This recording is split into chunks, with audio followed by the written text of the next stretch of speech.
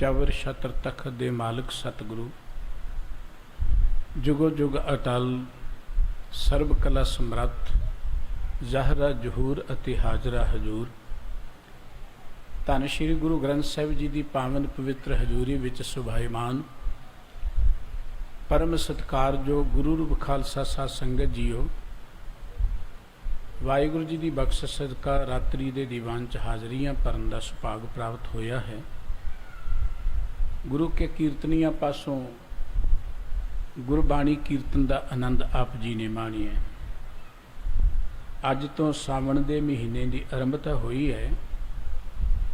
12 माह की पवित्र बाणी विचों गुरु अर्जन देव जी महाराज के बख्शिश किए हुए ये पावन बचन कीर्तन रूप विच आप जी सरवण कर रहे सी कि सावन सरसी कामनी चरण कमल सो प्यार, मनता रत्ता सच रंग इको नाम आधार, बिखिया रंग कुड़ाविया दिसन सबे शार, हर अमृत बूंद सुहावनी मिल साधु पीवन हार, वंटन प्रसंग मौलिया समर्थ पुरख अपार, हर मिलने नो मन लोचदा कर्म मिलावन हार, नानक हर जी मया कर शब्द सवारन हार, सावन तिना सुहागणी जिन राम नाम उरहार।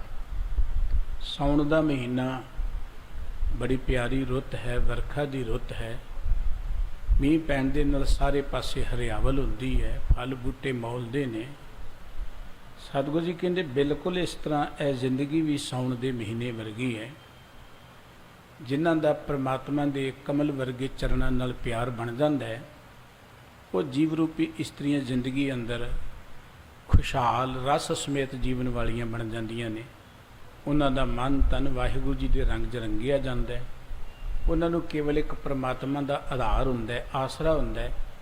परमात्मा के नाम तो बिना उन्हां नूं केवल दुनिया के पदार्थ जिहड़े ने जां विषय विकार जिहड़े ने वो जहर दी न्याई नज़र आउंदे ने।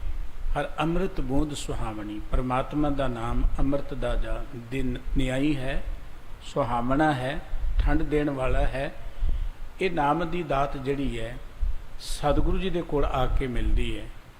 गुरु कोल जद प्राणी आउंदा है उस परमात्मा दीयां वडियाइयां दा पता लगता है कि केवल परमात्मा के प्यार च जुड़ के मनुख ही नहीं मौलदा, ये सारा संसार ही परमात्मा करके मौल रहा है। वण तंग प्रभ संग मौलिया समर्थ पुरख अपार। ये वण तरण जो कुछ भी असी देख रहे ये परमात्मा करके मौले है। परमात्मा समर्थ है, व्यापक है, अपर अपार है। गुरु पासों परमात्मा दीयां वडियाइयां सुन के हिरदे च एक खिच पैदा हुई कि हर मिलने नूं मन लोचदा। अजिहे परमात्मा नूं किवें मिलिया जाए जिहड़ा सर्व व्यापक है, जिहदे करके जगत हरिया भरिया है, जिहदे चरणों नाल जुड़ के मनुख जिंदगी अंदर खुशहाल हो जाता है। सतगुरु जी कहते कि उस परमात्मा नूं मिलण दा तरीका है कि कर्म मिलावण हार। मनुख दे कर्म ही मनुख नूं परमात्मा दे नेड़े लै जांदे ने। कर्मां करके असी दूर हाँ। गुरु के बचन रोज़ पढ़ते कि कर्मी आपो अपनी के नेड़े के दूर। जदों असी कर्म गुरमत की रोशनी विच करांगे वो कर्म सानू परमात्मा च विलीन कर देणगे। जदों कर्म असी मन की मत मगर लग के करांगे, माया के प्रभाव विच करांगे, वो कर्म सानू परमात्मा तो दूर लै जाणगे।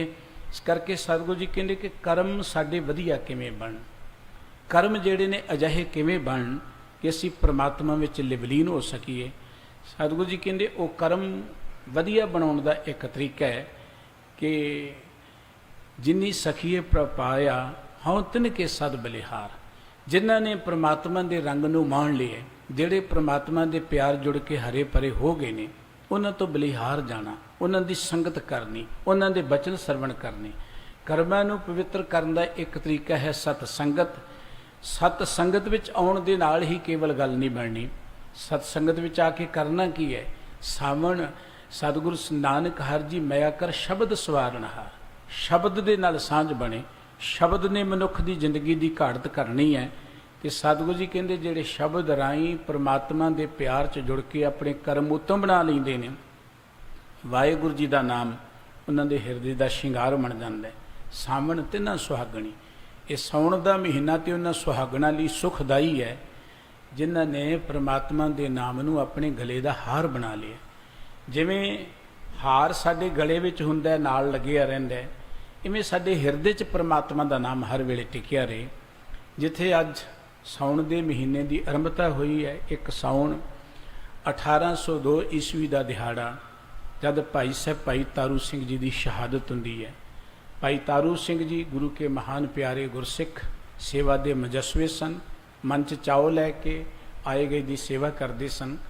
ਗੁਰੂ ਕਲਗੀਧਰ ਪਾਤਸ਼ਾਹ ਜੀ ਤੋਂ ਬਾਅਦ ਬਾਬਾ ਬੰਦਾ ਸਿੰਘ ਜੀ ਬਹਾਦਰ ਪੰਜਾਬ ਦੀ ਧਰਤੀ 'ਤੇ ਆਏ, ਜਿਨ੍ਹਾਂ ਨੇ ਸਰਹੰਦ ਨੂੰ, ਆਓ ਸਮਾਣੇ ਨੂੰ, ਹੋਰ ਜਿੱਥੇ ਜਿੱਥੇ ਵੀ ਆਕੀ ਖਾਂ ਬੈਠੇ ਸਨ, ਉਹਨਾਂ ਨੂੰ ਜਿੱਤ ਕੇ ਇੱਕ ਖਾਲਸਾ ਰਾਜ ਦੀ ਸਥਾਪਤੀ ਕੀਤੀ। ਕਿਲ੍ਹਾ ਲੋਹਗੜ੍ਹ ਨੂੰ ਰਾਜਧਾਨੀ ਬਣਾ ਦਿੱਤਾ।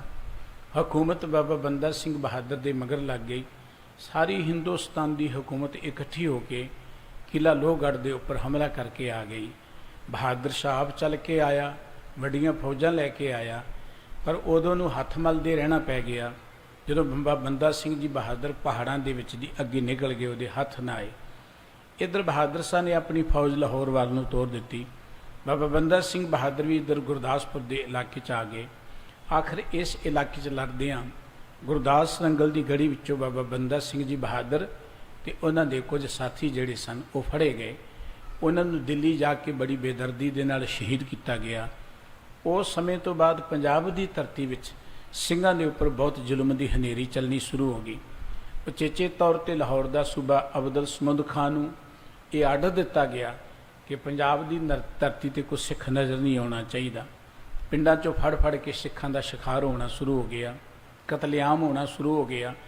ਔਰ ਇਸੇ ਹੀ ਅਬਦੁਲ ਸਮਦ ਖਾਨ ਦੇ ਵੇਲੇ, ਉਦੋਂ ਬਾਅਦ ਜ਼ਕਰੀਆ ਖਾਨ ਦੇ ਵੇਲੇ ਸਿੱਖਾਂ ਦੇ ਸਿਰਾਂ ਦੇ ਮੁੜ ਪੈਂਦੇ ਰਹੇ। ਸਿੰਘ ਬੀਕਾਨੇਰ ਦੇ ਜੰਗਲਾਂ 'ਚ ਕਦੀ ਕਿਤੇ ਰਹਿ ਕੇ ਆਪਣੀ ਜ਼ਿੰਦਗੀ ਦੇ ਦਿਨ ਕੱਢਦੇ ਰਹੇ।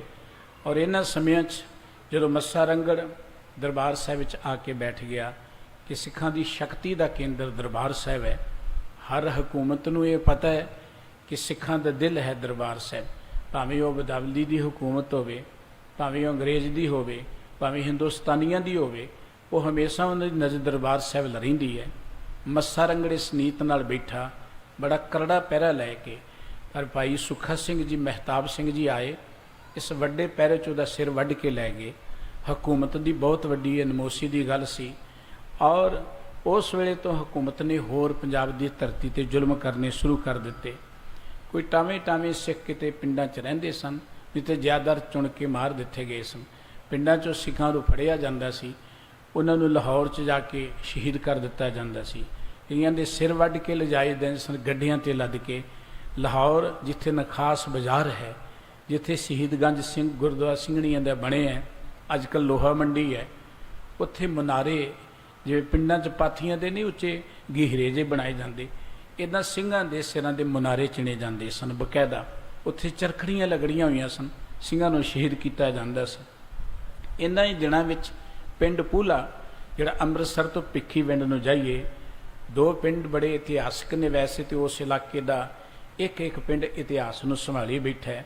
ਪਿੰਡ ਪੂਲਾ ਤੇ ਪਿੰਡ ਸਿੰਘਪੁਰਾ। ਸਿੰਘਪੁਰਾ ਪਿੰਡ ਜਿਹੜਾ ਇਹ ਨਵਾਬ ਕਪੂਰ ਸਿੰਘ ਜੀ ਦਾ ਪਿੰਡ ਸੀ।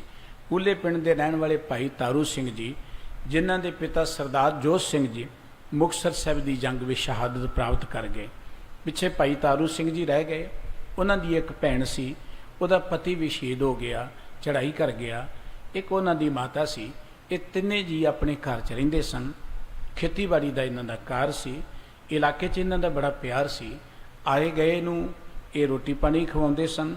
ਇਹਨਾਂ ਦਾ ਘਰ ਦਰਅਸਲ ਉਹ ਗੁਰੂ ਕੇ ਬਚਨ ਉਜਾਗਰ ਕਰਦਾ ਸੀ ਕਿ ਘਰ ਘਰ ਅੰਦਰ ਧਰਮਸਾਲ ਹੋਵੇ, ਕੀਰਤਨ ਸਦਾ ਵਸੋਵਾ। ਹਰ ਆਏ ਗਏ ਦੇ ਲਈ ਉਹ ਠਾਹਰ ਸੀ। ਇਲਾਕੇ ਦਾ ਕੋਈ ਬੰਦਾ ਦੁਖੀ ਹੋਏ, ਕੋਈ ਬੰਦਾ ਕਿਸੇ ਲੋੜਵੰਦ ਹੋਏ, ਉਹ ਭਾਈ ਤਾਰੂ ਸਿੰਘ ਜੀ ਦੇ ਘਰ 'ਚ ਆਉਂਦਾ ਸੀ। ਭਾਈ ਤਾਰੂ ਸਿੰਘ ਜੀ ਦੇ ਘਰ 'ਚ ਬਿਨਾਂ ਵਿਤਕਰੇ ਤੋਂ ਹਰ ਕਿਸੇ ਨੂੰ ਮਾਣ ਦਿੱਤਾ ਜਾਂਦਾ ਸੀ। ਭਾਈ ਤਾਰੂ ਸਿੰਘ ਜੀ ਦਾ ਨਗਰ ਜਿੱਥੇ ਹੈ, ਉਹਦੇ ਨਾਲ ਜਿਹੜੀ ਸੜਕ ਹੈ ਲਾਹੌਰ ਤੋਂ ਹਰੀਕੇ ਨੂੰ ਹੁੰਦੀ ਹੋਈ ਦਿੱਲੀ ਨੂੰ ਆਉਂਦੀ ਸੀ, ਸ਼ਾਹੀ ਸੜਕ ਸੀ। ਔਰ ਉਹਨਾਂ ਸਮਿਆਂ ਦੇ ਅੰਦਰ ਜ਼ਿਆਦਾਤਰ ਡਾਕ ਦਾ ਜੋ ਮਸਲਾ ਸੀ, ਟੈਲੀਫੋਨ ਤਾਂ ਹੁੰਦੇ ਨਹੀਂ ਸਨ, ਹੋਰ ਸਿਸਟਮ ਨਹੀਂ ਸੀ। ਇੱਧਰੋਂ ਉੱਧਰ ਜਿਹੜੀਆਂ ਖਬਰਾਂ ਪਹੁੰਚਦੀਆਂ ਸਨ ਉਹ ਸੜਕ ਦੇ ਰਸਤੇ ਜਾਂਦੀਆਂ ਸਨ। ਰਸਤੇ ਵਿੱਚ ਸਰਕਾਰ ਨੇ ਸਰਾਵਾਂ ਬਣਾਈਆਂ ਸਨ, ਉਹਨਾਂ ਸਰਾਵਾਂ 'ਚ ਹਲਕਾਰੇ ਠਹਿਰਦੇ ਸਨ, ਤੇ ਉਹਨਾਂ ਸਰਾਵਾਂ ਤੋਂ ਅੱਗੇ ਖਬਰਾਂ ਜਿਹੜੀਆਂ ਸਨ ਇੱਧਰ ਉੱਧਰ ਪਸਰਦੀਆਂ ਸਨ। ਇਸ ਨੇੜੇ ਵੀ ਇੱਕ ਸਰਾਂ ਸੀ ਜਿੱਥੋਂ ਆਉਂਦੇ ਜਾਂਦੇ ਫੌਜਾਂ ਦਾ ਪਤਾ ਲੱਗਦਾ ਸੀ, ਸਿੰਘਾਂ ਦੀਆਂ ਸਰਗਰਮੀਆਂ ਦਾ ਪਤਾ ਲੱਗਦਾ ਸੀ। ਭਾਈ ਤਾਰੂ ਸਿੰਘ ਜੀ ਦੇ ਪਿੰਡ ਦੇ ਨੇੜੇ ਬੜੀ ਤਗੜੀ ਇੱਕ ਝਿੜੀ ਸੀ, ਜਿਹਨੂੰ ਆਪਾਂ ਜੰਗਲ ਕਹਿ ਸਕਦੇ ਹਾਂ। ਅਕਸਰ ਸਿੰਘਾਂ ਦੇ ਕੁਝ ਜਥੇ ਇੱਥੇ ਆ ਕੇ ਠਹਿਰਦੇ ਸਨ। ਵੇਲੇ ਕੁ ਵੇਲੇ ਭਾਈ ਸਾਹਿਬ ਜੀ ਉਹਨਾਂ ਨੂੰ ਰੋਟੀ ਪਾਣੀ ਉੱਥੇ ਪਹੁੰਚਾ ਦਿਆ ਕਰਦੇ ਸਨ। ਭਾਈ ਸਾਹਿਬ ਜੀ ਦਾ ਇਲਾਕੇ 'ਚ ਬੜੀ ਚਰਚਾ ਸੀ, ਔਰ ਉਸ ਇਲਾਕੇ ਦੇ ਪੱਟੀ ਦਾ ਇੱਕ ਫੌਜਦਾਰ ਸੀ। ਉਹਨੇ ਇੱਕ ਗਰੀਬ ਸੀ ਰਹੀਮ ਬਖਸ਼, ਉਹਦੀ ਬੱਚੀ ਸੀ ਸਲਮਾ, ਉਹਨੂੰ ਜ਼ਬਰਦਸਤੀ ਉਠਾ ਲਿਆ। ਪਹਿਲਾਂ ਉਹਨੂੰ ਕਿਹਾ ਕਿ ਇਹਦੇ ਨਾਲ ਮੇਰਾ ਨਿਕਾਹ ਕਰ ਦਿਓ, ਬੱਚੀ ਨਾ ਮੰਨੀ, ਜ਼ਬਰਦਸਤੀ ਉਸ ਨੂੰ ਉਠਾ ਲਿਆ ਗਿਆ। ਉਹ ਜਿਹੜਾ ਮਾਛੀ ਰਹੀਮ ਬਖਸ਼ ਸੀ ਨਾ, ਉਹਨੇ ਬੜੇ ਤਰਲੇ ਲਏ ਕਿ ਮੇਰੀ ਬੱਚੀ ਨੂੰ ਕੋਈ ਛੁਡਾ ਦੇਵੇ। ਫੌਜਦਾਰ ਨੇ ਤਾਂ ਤਰਲੇ ਕੀ ਸੁਣਨੇ ਸਨ। ਲਾਹੌਰ ਗਿਆ, ਲਾਹੌਰ ਦਾ ਸੂਬਾ ਵੀ ਉਹਦਾ ਹੀ ਸਾਥੀ ਸੀ, ਉਹਨੇ ਵੀ ਉਹਨੂੰ ਠੁਕਰਾ ਦਿੱਤਾ। ਆਖਰ ਉਹ ਵਿਚਾਰਾ ਜਾਵੇ ਕਿੱਧਰ, ਦਿੱਲੀ ਤੱਕ ਤੇ ਉਹਦੀ ਪਹੁੰਚ ਨਹੀਂ ਸੀ, ਦਿੱਲੀ ਵਾਲਿਆਂ ਨੇ ਵੀ ਸੁਣਨੀ ਨਹੀਂ ਸੀ। ਚੱਲਦਾ ਫਿਰਦਾ ਭਾਈ ਤਾਰੂ ਸਿੰਘ ਜੀ ਦੇ ਘਰ 'ਚ ਆ ਠਹਿਰਿਆ। ਭਾਈ ਤਾਰੂ ਸਿੰਘ ਜੀ ਨੇ ਉਸ ਦੀ ਚਿੰਤਾ ਦਾ ਕਾਰਨ ਪੁੱਛਿਆ, ਉਹਨੇ ਸਾਰੀ ਵਿਥਿਆ ਦੱਸੀ। ਅਚਨਚੇਤ ਉਹਨਾਂ ਦਿਨਾਂ 'ਚ ਸਿੰਘਾਂ ਦਾ ਇੱਕ ਜਥਾ ਨੇੜੇ ਝਿੜੀ ਵਿੱਚ ਠਹਿਰੇ ਹੋਇਆ ਸੀ। ਭਾਈ ਸਾਹਿਬ ਜੀ ਨੇ ਕਿਹਾ ਚਿੰਤਾ ਨਾ ਕਰ। ਰਾਤ ਨੂੰ ਜਦੋਂ ਭਾਈ ਸਾਹਿਬ ਜੀ ਲੰਗਰ ਪਾਣੀ ਲੈ ਕੇ ਗਏ, ਜਥੇ ਦੇ ਸਿੰਘਾਂ ਨੂੰ ਸਾਰੀ ਵਾਰਤਾ ਦੱਸੀ। ਸਿੰਘਾਂ ਦਾ ਜਥਾ ਕੋਈ ਬਹੁਤ ਵੱਡਾ ਨਹੀਂ ਸੀ, ਪਰ ਉਹਨਾਂ ਨੇ ਹਾਂ ਕਰ ਦਿੱਤੀ ਕਿ ਪਰਉਪਕਾਰ ਦਾ ਕਾਰਜ ਹੈ।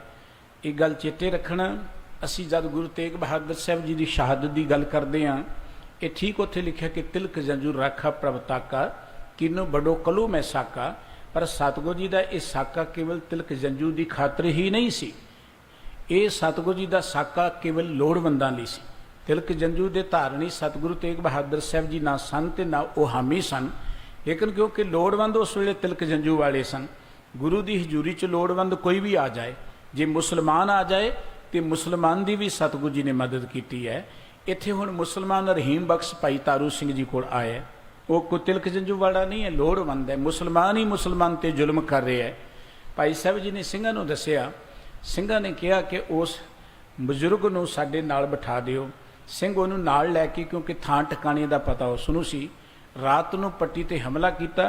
ਪੱਟੀ ਦੇ ਫੌਜਦਾਰ ਨੂੰ ਸੋਧਿਆ, ਉੱਥੋਂ ਉਸ ਬੱਚੀ ਨੂੰ ਛੁਡਾ ਕੇ ਰਹੀਮ ਬਖਸ਼ ਨੂੰ ਨਾਲ ਲਿਆ ਕੇ ਦੂਰ ਕਿਸੇ ਰਿਸ਼ਤੇਦਾਰੀ 'ਚ ਭੇਜ ਦਿੱਤਾ। ਇਵੇਂ ਉਸ ਬੱਚੀ ਦੀ, ਮਾਸੂਮ ਬੱਚੀ ਦੀ ਜ਼ਿੰਦਗੀ ਜਿਹੜੀ ਸੀ ਬਚ ਗਈ। ਫੌਜਦਾਰ ਦੇ ਮਾਰੇ ਜਾਣ ਦੇ ਨਾਲ ਹਕੂਮਤ ਵਿੱਚ ਬੜੀ ਚਰਚਾ ਛਿੜ ਗਈ।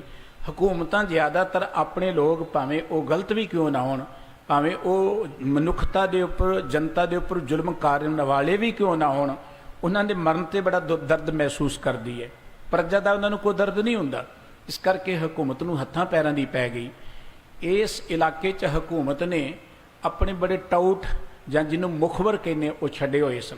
ਮੱਝ ਦੀ ਧਰਤੀ 'ਚ ਕਰਮਾਂ ਛੀਨਿਆਂ ਵਾਲਾ ਹਰ ਭਗਤ ਜੰਡਿਆਲੀਆ ਜਿਹੜਾ ਸੀ, ਨਿਰੰਜਨੀਆਂ ਜੰਡਿਆਲੇ ਦਾ ਰਹਿਣ ਵਾਲਾ, ਔਰ ਅਨੇਕਾਂ ਇਹੋ ਜਿਹੇ ਟਾਊਟ ਸਨ। ਇਹਨਾਂ ਵਿੱਚੋਂ ਜਿਹੜਾ ਹਰ ਭਗਤ ਨਿਰੰਜਨੀ ਜੰਡਿਆਲੇ ਦਾ ਸੀ, ਇਹ ਬੜਾ ਵੱਡਾ ਮੁਖਬਰ ਸੀ। ਇਹਨੇ ਬਹੁਤ ਸਾਰੇ ਚੋਣੇ ਬੇਕਸੂਰ ਸਿੰਘ ਜਿਹੜੇ ਸਨ ਉਹ ਮਰਵਾ ਦਿੱਤੇ ਸਨ। ਹਕੂਮਤ ਦੀਆਂ ਨਜ਼ਰਾਂ 'ਚ ਅੱਜ ਵੀ ਬਹੁਤ ਸਾਰੇ ਟਾਊਟ ਨੇ ਸਾਡੇ ਵਿੱਚ ਆਲੇ ਦੁਆਲੇ ਬੈਠੇ ਹੋਏ, ਜਿਹੜੇ ਅਕਸਰ ਉਹ ਗੁਰਮਤਿ ਵਿਰੋਧੀ ਗੱਲਾਂ ਜਿਹੜੀਆਂ ਨੇ ਉਹ ਕਰਦੇ ਰਹਿੰਦੇ ਨੇ। ਕਹਿੰਦੇ ਨੇ ਇਹਦੀ ਨਜ਼ਰ ਭਾਈ ਤਾਰੂ ਸਿੰਘ ਜੀ ਤੇ ਪਈ ਕਿ ਭਾਈ ਤਾਰੂ ਸਿੰਘ ਸਿੱਖ ਹੈ, ਇੰਨਾ ਉਹਦਾ ਜਸ ਹੈ। ਹਕੂਮਤ ਦੇ ਕੋਲ ਜਾ ਕੇ ਇਸਨੇ ਜ਼ਹਿਰ ਉਗਲੀ ਕਿ ਤੁਹਾਡੇ ਨੇੜੇ ਹੀ ਇੱਕ ਸਿੱਖ ਜਿਹੜਾ ਹੈ ਉਹ ਤੁਰ ਫਿਰਿਆ, ਤੁਹਾਨੂੰ ਪਤਾ ਹੀ ਨਹੀਂ ਹੈ, ਉਹ ਤੁਹਾਡੇ ਲਈ ਕੱਲ੍ਹ ਨੂੰ ਖਤਰਾ ਬਣ ਜਾਏਗਾ। ਔਰ ਪੱਟੀ ਦੇ ਫੌਜਦਾਰ ਦੇ ਮਾਰਨ ਪਿੱਛੇ ਹੱਥ ਵੀ ਉਸੇ ਦਾ ਹੈ। ਬਹੁਤ ਜ਼ਿਆਦਾ ਇਹਨੇ ਚੁਗਲੀ ਕੀਤੀ, ਜ਼ਹਿਰ ਚੜ੍ਹ ਦਿੱਤੀ। ਉਸੇ ਵੇਲੇ ਨਵਾਬ ਨੇ ਫੌਜਦਾਰ ਨੂੰ ਭੇਜ ਕੇ ਇੱਕ ਫੌਜੀ ਦਸਤਾ ਜਿਹੜਾ ਸੀ ਭਾਈ ਸਾਹਿਬ ਜੀ ਨੂੰ ਗ੍ਰਿਫਤਾਰ ਕਰਨ ਲਈ ਭੇਜ ਦਿੱਤਾ ਹੈ। ਜਿਸ ਵੇਲੇ ਪਿੰਡ ਵਿੱਚ ਇਹ ਫੌਜ ਆਈ ਹੈ ਭਾਈ ਸਾਹਿਬ ਜੀ ਨੂੰ ਫੜਨ ਦੇ ਲਈ, ਪਿੰਡ ਦੇ ਲੋਕ ਬਹੁਤ ਹੈਰਾਨ ਰਹਿ ਗਏ। ਭਾਵੇਂ ਮੁਸਲਮਾਨ ਸਨ, ਭਾਵੇਂ ਹਿੰਦੂ ਸਨ, ਭਾਵੇਂ ਕੋਈ ਸਨ, ਭਾਈ ਸਾਹਿਬ ਜੀ ਦਾ ਸਾਰਿਆਂ ਨਾਲ ਬਹੁਤ ਭਾਰੀ ਪਿਆਰ ਸੀ। ਬੜੇ ਉਹ ਸੰਤ ਸਰੂਪ ਸਨ, ਬੜੇ ਪਰਉਪਕਾਰੀ ਸਨ। ਇਲਾਕੇ ਦੇ ਲੋਕਾਂ ਨੇ ਕਿਹਾ ਕਿ ਤਾਰੂ ਸਿੰਘ ਇਹੋ ਜਿਹਾ ਨਹੀਂ ਹੈ ਜਿਹੋ ਜਿਹਾ ਤੁਸੀਂ ਜਾਣਦੇ ਹੋ। ਪਰ ਕਿਉਂਕਿ ਹਕੂਮਤ ਨੇ ਪੁਲਿਸ ਨੂੰ ਭੇਜਿਆ ਹੋਇਆ ਸੀ, ਉਹਨਾਂ ਨੇ ਤੇ ਹੁਕਮ ਮੰਨਣਾ। ਭਾਈ ਤਾਰੂ ਸਿੰਘ ਜੀ ਕੁਦਰਤੀ ਖੇਤਾਂ 'ਚ ਹਲ ਵਾਹ ਰਹੇ ਸਨ। ਪਿੰਡ ਦਾ ਇੱਕ ਨੌਜਵਾਨ ਭੱਜ ਕੇ ਗਿਆ ਕਿ ਤਾਰੂ ਸਿੰਘ ਜੀ, ਤੁਹਾਡੇ ਵਿਰੁੱਧ ਕਿਸੇ ਨੇ ਚੁਗਲੀ ਕਰ ਦਿੱਤੀ ਹੈ, ਤੁਹਾਨੂੰ ਫੜਨ ਦੇ ਲਈ ਫੌਜਦਾਰ ਆ ਗਿਆ ਹੈ, ਤੁਸੀਂ ਇੱਥੋਂ ਭੱਜ ਜਾਓ, ਤੁਹਾਡੇ ਮਾਲ ਡੰਗਰ ਨੂੰ ਅਸੀਂ ਸੰਭਾਲ ਲਵਾਂਗੇ, ਕੋਈ ਗੱਲ ਨਹੀਂ, ਚਲੇ ਜਾਓ। ਪਰ ਭਾਈ ਤਾਰੂ ਸਿੰਘ ਜੀ ਨੇ ਇੱਕ ਗੱਲ ਕਹੀ, ਭੱਜਾਂ ਦੀ ਤਾਂ ਮੈਂ ਜੇ ਚੋਰ ਹੋਵਾਂ, ਆਖਰ ਮਰਨਾ ਤੇ ਇੱਕ ਦਿਨ ਹੈ, ਭੱਜਣ ਤੋਂ ਬਾਅਦ ਕਿਹੜਾ ਬਚ ਜਾਣਾ, ਮੈਨੂੰ ਭੱਜਣ ਦੀ ਲੋੜ ਨਹੀਂ ਹੈ। ਭਾਈ ਤਾਰੂ ਸਿੰਘ ਜੀ ਆਪ ਹੀ ਉੱਥੇ ਹਾਲ ਛੱਡ ਕੇ ਜਿਸ ਵੇਲੇ ਆ ਰਹੇ ਸਨ, ਅੱਗੋਂ ਦੀ 2 ਸਿਪਾਹੀ ਘੋੜੇ ਭਜਾਈ ਜਾਂਦੇ, ਨਾਲ ਪਿੰਡ ਦੇ 2 ਬੰਦੇ ਲਏ ਨੇ। ਭਾਈ ਸਾਹਿਬ ਜੀ ਨੂੰ ਫੜਨ ਲੱਗੇ ਤੇ ਭਾਈ ਸਾਹਿਬ ਜੀ ਨੇ ਗੱਲ ਕਹੀ ਕਿ ਤੁਹਾਨੂੰ ਆਉਣ ਦੀ ਕੀ ਲੋੜ ਸੀ, ਮੈਂ ਤੇ ਆਪ ਹੀ ਚੱਲ ਕੇ ਆ ਰਿਹਾ ਸਾਂ। ਭਾਈ ਸਾਹਿਬ ਜੀ ਨੂੰ ਨਾਲ ਬਿਠਾ ਲਿਆ। ਪਿੰਡ 'ਚ ਜਿੱਥੇ ਫੌਜਦਾਰ ਬੈਠਾ ਲਿਆਂਦਾ ਗਿਆ। ਭਾਈ ਸਾਹਿਬ ਜੀ ਨੂੰ ਬੜਾ ਕਰੜੇ ਲਫ਼ਜ਼ਾਂ 'ਚ ਉਹਨਾਂ ਨੇ ਤਾੜਨਾ ਸ਼ੁਰੂ ਕੀਤੀ। ਪਿੰਡ ਦੇ ਲੋਕਾਂ ਨੇ ਸਮਝਾਇਆ ਇਹ ਦਰਵੇਸ਼ ਬੰਦੇ ਨੇ, ਇਹ ਲੋਕਾਂ ਦੀ ਸੇਵਾ ਕਰਨ ਵਾਲੇ ਬੰਦੇ ਨੇ, ਪਰ ਫੌਜਦਾਰ ਨੇ ਇੱਕ ਨਾ ਮੰਨੀ। ਭਾਈ ਸਾਹਿਬ ਜੀ ਦੀਆਂ ਮੁਸ਼ਕਾਂ ਕੱਸ ਲਈਆਂ। ਪਿੰਡ ਦੇ ਲੋਕਾਂ ਦੇ ਮਨਾਂ 'ਚ ਬੜਾ ਇਸ ਗੱਲ ਦਾ ਅਸਰ ਪਿਆ। ਭਾਈ ਸਾਹਿਬ ਜੀ ਦੀ ਮਾਤਾ, ਭਾਈ ਸਾਹਿਬ ਜੀ ਦੀ ਭੈਣ, ਉਹਨਾਂ ਨੂੰ ਵੀ ਗ੍ਰਿਫਤਾਰ ਕਰਨ ਦੀ ਗੱਲ ਜਦ ਕਹੀ, ਪਿੰਡ ਦੇ ਲੋਕ ਖੜੇ ਹੋ ਗਏ ਕਿ ਇਹਨਾਂ ਨੂੰ ਅਸੀਂ ਦਾਣ ਨਹੀਂ ਦੇਵਾਂਗੇ। ਆਖਰ ਭਾਈ ਸਾਹਿਬ ਜੀ ਨੂੰ ਉੱਥੋਂ ਗ੍ਰਿਫਤਾਰ ਕਰਕੇ ਘੋੜੇ ਤੇ ਬਿਠਾ ਕੇ ਇਹ ਚੱਲ ਪਏ। ਇੱਥੋਂ ਥੋੜੀ ਦੂਰ ਤੇ ਇੱਕ ਨਗਰ ਹੈ ਭੰਡਾਣਾ, ਜੋ ਅੱਜ ਕੱਲ੍ਹ ਪਾਕਿਸਤਾਨ ਵਿੱਚ ਆ ਗਿਆ। ਇਹ ਵੀ ਬੜਾ ਇਤਿਹਾਸਕ ਨਗਰ ਹੈ। ਇੱਥੋਂ ਦੇ ਰਹਿਣ ਵਾਲੇ ਸੰਸਥਾਰ ਗੁਰਬਖਸ਼ ਸਿੰਘ ਜੀ, ਆਲੀ ਸਿੰਘ ਜੀ ਬੜੇ ਬਹਾਦਰ ਸਨ। ਇਹ ਉਹਨਾਂ ਦਾ ਨਗਰ, ਇੱਥੇ 6ਵੇਂ ਪਾਤਸ਼ਾਹ ਜੀ ਦਾ ਗੁਰਦੁਆਰਾ ਸੀ। ਜਿਸ ਵੇਲੇ ਭੰਡਾਣੇ ਨਗਰ ਵਿੱਚ ਜਾ ਕੇ ਇਹ ਫੌਜ ਬੈਠੀ ਹੈ, ਲੋਕਾਂ ਨੂੰ ਪਤਾ ਲੱਗਾ ਭਾਈ ਤਾਰੂ ਸਿੰਘ ਜੀ ਨੂੰ ਫੜ ਲਿਆ ਗਿਆ ਹੈ। ਭਾਈ ਤਾਰੂ ਸਿੰਘ ਜੀ ਨੂੰ ਇਲਾਕੇ ਦੇ ਲੋਕ ਬਹੁਤ ਚੰਗੀ ਤਰ੍ਹਾਂ ਜਾਣਦੇ ਸਨ। ਲੋਕ ਬੜੇ ਹੈਰਾਨ ਹੋਏ। ਪਿੰਡ ਦੇ ਨੌਜਵਾਨ ਬਜ਼ੁਰਗ ਸਾਰੇ ਇਕੱਠੇ ਹੋ ਗਏ। ਉਹਨਾਂ ਨੇ ਇੱਕ ਸਲਾਹ ਬਣਾਈ ਕਿ ਅਸੀਂ ਇੱਥੋਂ ਫੌਜ ਨੂੰ ਕੁੱਟ ਕੇ ਭਜਾ ਦਈਏ, ਮਾਰ ਦਈਏ ਤੇ ਭਾਈ ਤਾਰੂ ਸਿੰਘ ਜੀ ਨੂੰ ਛੁਡਾ ਲਈਏ, ਅਸੀਂ ਜਾਣ ਨਹੀਂ ਦੇਣਾ। ਕਿਉਂਕਿ ਜੇ ਤਾਰੂ ਸਿੰਘ ਜੀ ਲਾਹੌਰ ਚਲੇ ਗਏ, ਉੱਥੋਂ ਕੋਈ ਜਿਉਂਦਾ ਅਜੇ ਤੱਕ ਵਾਪਸ ਆਇਆ ਨਹੀਂ ਹੈ। ਪਿੰਡ ਦੇ ਲੋਕ ਬੜੇ ਗਰਮ ਸਨ। ਪਿੰਡ ਦੇ ਇੱਕ ਸਿਆਣੇ ਬਜ਼ੁਰਗ ਨੇ ਇੱਕ ਗੱਲ ਕਹੀ ਕਿ ਇਹ ਰਾਏ ਸਾਨੂੰ ਭਾਈ ਤਾਰੂ ਸਿੰਘ ਜੀ ਕੋਲੋਂ ਵੀ ਲੈ ਲੈਣੀ ਚਾਹੀਦੀ ਕਿ ਉਹਨਾਂ ਦਾ ਕੀ ਵਾਸਤਾ ਹੈ। ਜੇ ਅੱਜ ਅਸੀਂ ਉਹਨਾਂ ਨੂੰ ਛੁਡਾ ਲੈਂਦੇ ਹਾਂ, ਕੱਲ੍ਹ ਨੂੰ ਫੌਜਦਾਰ ਪਿੰਡ ਦੇ ਲੋਕਾਂ ਦੀ ਸਖਤੀ ਕਰਦਾ ਹੈ, ਭਾਈ ਤਾਰੂ ਸਿੰਘ ਜੀ ਆਪੇ ਚਲੇ ਜਾਣ ਉੱਥੇ, ਤੇ ਫਿਰ ਕੀ ਬਣੇਗਾ। ਪਹਿਲਾਂ ਅਸੀਂ ਉਹਨਾਂ ਨਾਲ ਸਲਾਹ ਕਰ ਲਈਏ। ਉਹ ਸਿਆਣਾ ਬਜ਼ੁਰਗ ਦੁੱਧ ਲੈ ਕੇ, ਦੁੱਧ ਪਿਆਉਣ ਦੇ ਬਹਾਨੇ ਭਾਈ ਤਾਰੂ ਸਿੰਘ ਜੀ ਦੇ ਕੋਲ ਜਾ ਕੇ ਬੈਠ ਗਿਆ। ਕਿਉਂਕਿ ਭਾਈ ਤਾਰੂ ਸਿੰਘ ਜੀ ਦਾ ਜਿੰਨਾ ਅਸਰ ਸੂਖ ਫੌਜਦਾਰ ਨੇ ਦੇਖਿਆ, ਥੋੜ੍ਹੀ ਜਿਹੀ ਉਹਨੇ ਨਰਮਾਈ ਕਰਤੀ, ਮਿਲਣ ਗਿਲਣ ਤੋਂ ਲੋਕਾਂ ਨੂੰ ਰੋਕਿਆ ਨਾ, ਕਿ ਸਹਿਜੇ ਸਹਿਜੇ ਸਾਰੀ ਗੱਲਬਾਤ ਭਾਈ ਤਾਰੂ ਸਿੰਘ ਜੀ ਨੂੰ ਦੱਸੀ ਕਿ ਅਸੀਂ ਪਿੰਡ ਦੇ ਲੋਕਾਂ ਨੇ ਸਲਾਹ ਬਣਾਈ ਹੈ ਕਿ ਇੱਥੋਂ ਫੌਜ ਨੂੰ ਮਾਰ ਕੁੱਟ ਕੇ ਭਜਾ ਦਈਏ ਤੇ ਤੁਹਾਨੂੰ ਛੁਡਾ ਕੇ ਅਸੀਂ ਲੈ ਜਾਈਏ। ਭਾਈ ਤਾਰੂ ਸਿੰਘ ਜੀ ਨੇ ਇੱਕ ਗੱਲ ਕਹੀ, ਤੁਸੀਂ ਛੁਡਾ ਲਓਗੇ, ਪਿੰਡ ਦੇ ਉੱਪਰ ਬਿਪਤਾ ਆ ਜਾਏਗੀ, ਮੇਰੀ ਇੱਕ ਜਾਨ ਬਦਲੇ ਤੁਸੀਂ ਇੰਨੇ ਪਿੰਡ ਨੂੰ ਬਰਬਾਦ ਕਿਉਂ ਕਰਦੇ ਹੋ। ਮੈਂ ਤੇ ਜਾਨਾ ਜੇ ਸ਼ਹੀਦ ਹੋ ਵੀ ਜਾਵਾਂਗਾ ਸੱਚ ਦੀ ਖਾਤਰ, ਕੋਈ ਗੱਲ ਨਹੀਂ, ਮਰਨਾ ਤੇ ਆਖਰ ਹੈ ਹੀ ਹੈ, ਅੱਜ ਨਹੀਂ ਮਰਨਾ ਕੱਲ ਨੂੰ ਮਰਨਾ। ਇਸ ਕਰਕੇ ਭਾਈ ਸਾਹਿਬ ਜੀ ਨੇ ਇਸ ਗੱਲ ਤੋਂ ਰੋਕ ਦਿੱਤਾ। ਪਿੰਡ ਦੇ ਲੋਕਾਂ ਨੂੰ ਨਿਰਾਸ਼ਤਾ ਵੀ ਹੋਈ ਕਿ ਜੋ ਅਸੀਂ ਚਾਹੁੰਦੇ ਸਾਂ ਉਹ ਗੱਲ ਸਾਡੀ ਪੂਰੀ ਨਹੀਂ ਹੋਈ। ਇੱਥੋਂ ਭਾਈ ਸਾਹਿਬ ਜੀ ਨੂੰ ਗ੍ਰਿਫਤਾਰ ਕਰਕੇ ਲਾਹੌਰ ਦੁਪਹਿਰ ਵੇਲੇ ਲਿਜਾਇਆ ਗਿਆ। ਜਿਸ ਵੇਲੇ ਭਾਈ ਸਾਹਿਬ ਜੀ ਗਏ, ਸੂਬੇ ਦੀ ਕਚਹਿਰੀ ਲੱਗੀ ਹੋਈ ਸੀ।